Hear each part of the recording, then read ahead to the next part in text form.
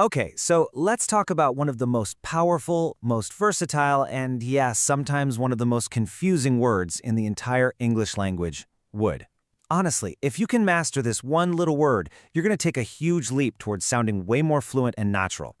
Take a look at this sentence right here. I would go on holiday. I mean, it seems pretty simple, right? But what does it actually mean? Before you answer, just know, this sentence is a bit of a chameleon. It can change its meaning depending on the situation. Believe it or not, that one little sentence could mean any of these four things. It could be a preference, it could be something in the future, a habit from the past, or even a conditional what-if scenario. That's the power and the puzzle of the word would. And today, we're going to solve it together. So how do we make sense of all this? Well, we need a way to crack the code. And we're going to do that by breaking would down into a really clear three-part framework. So here's our roadmap, our game plan.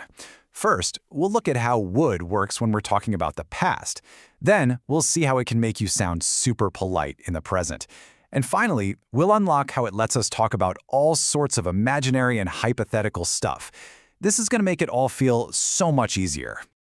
All right, let's kick things off with part one, using would to look back into the past.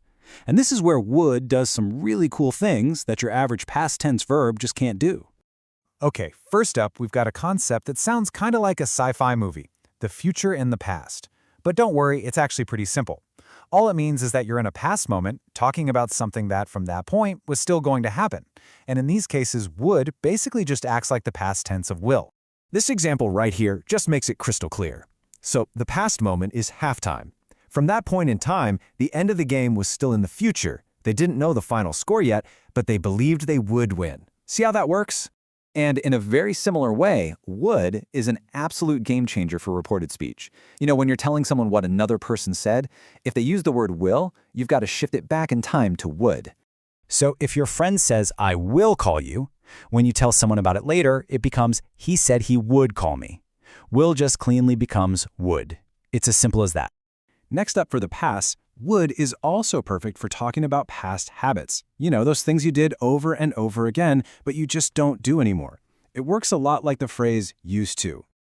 Now, this is super important. Here's the key difference. Both of them can describe repeated actions. You could say, every summer we would go to the beach. But, and this is the big one, you can't use would for permanent states or situations. You can't say, I would live in that house. For that, you absolutely have to use used to. That's a vital distinction.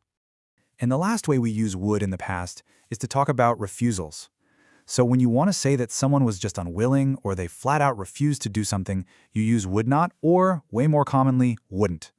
This example is just perfect. It doesn't just mean she didn't eat vegetables. It means she refused to. You can feel the stubbornness there, right? And when you're speaking, you can actually stress the word she wouldn't eat them to really emphasize how strong that refusal was.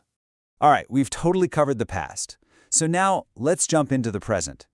This whole section is about how using would can instantly make you sound more polite, less demanding, and just more natural in your everyday chats. In English, being too direct can sometimes come across as a little bit rude, and this is where would becomes your secret weapon.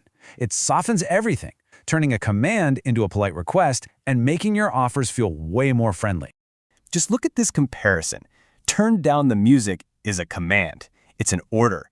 But would you mind turning down the music? Well, that's a polite, respectful question. You're aiming for the same goal, but the feeling is completely different. It's a tiny switch that makes a huge difference. And it's the same thing with preferences. Saying I want something can sound a little demanding, a little bit childish sometimes. Instead, you can use these much softer, more polite phrases. Would rather or would prefer. I mean, this is a classic example you probably hear all the time. It's just a gentler way of asking and stating what you want. I'd rather have pasta just sounds so much more conversational than I want pasta. Okay, on to our final section. And for this one, we are diving deep into the world of imagination. This is where would is the key that unlocks our ability to talk about things that aren't real. You know, hypothetical situations, what-ifs, and wishes. Would is really the star of the show in conditional sentences. For the second conditional, it describes the result of an unlikely or even impossible situation in the present. If I had more time, which I don't, I would learn guitar. And for the third conditional, it helps us imagine a different result for something that already happened.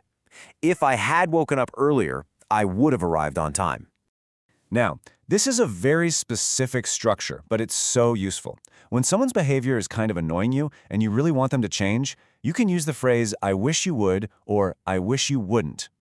This example just captures that feeling perfectly. It's basically a polite way to complain. Instead of yelling, turn it down, you're expressing your desire for things to be different. It gets your point across without being too confrontational. So there you have it. We've journeyed through the past, the present, and the land of what-ifs. From old habits to polite requests, we've really seen just how incredibly flexible and powerful this one little word, would, actually is. But listen, don't think of this as some long, boring list of rules you have to memorize. Think of all these different uses as powerful new tools you've just added to your communication toolkit. Every single one gives you a smarter, more sophisticated, and more fluent way to express yourself. You know, the best way to really learn this stuff is to actually do it. So think back on all these uses and just pick one. Maybe you'll make a polite request later or tell a friend a story about an old childhood habit. So that's my question for you. Which would are you going to try using today?